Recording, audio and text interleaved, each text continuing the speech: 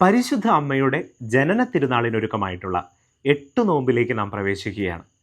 എന്തുകൊണ്ടാണ് കത്തോലിക്ക സഭ പരിശുദ്ധ ദൈവമാതാവിന് ഇത്രമാത്രം പ്രാധാന്യം കൊടുക്കുന്നത് എന്ന് ഈ ദിവസങ്ങളിൽ നമുക്കൊന്ന് ധ്യാനിക്കാം.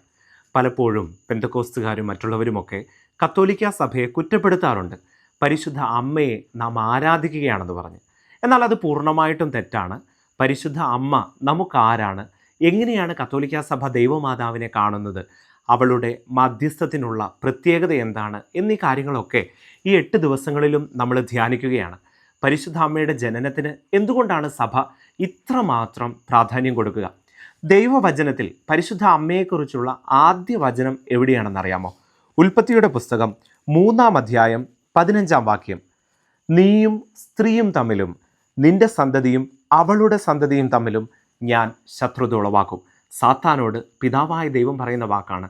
നീയും സ്ത്രീയും തമ്മിലും, ആ സ്ത്രീ പരിശുദ്ധ അമ്മയാണ്.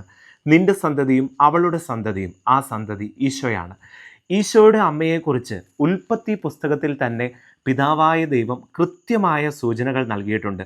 അമ്മയുടെ ജനനം എന്ന് പറയുന്നത് ആക്സിഡൻ്റലായിട്ടുള്ള ഒരു കാര്യമല്ല. അവൾ ദൈവിക പദ്ധതിയുടെ ഭാഗമായി ഈ ഭൂമിയിൽ ജന്മം കൊണ്ടവളാണ്. അതുകൊണ്ട് 8 നോമ്പിൻ്റെ ദിവസങ്ങളിൽ പരിശുദ്ധ അമ്മയെക്കുറിച്ച് ആഴമായി നമുക്ക് ധ്യാനിക്കാം.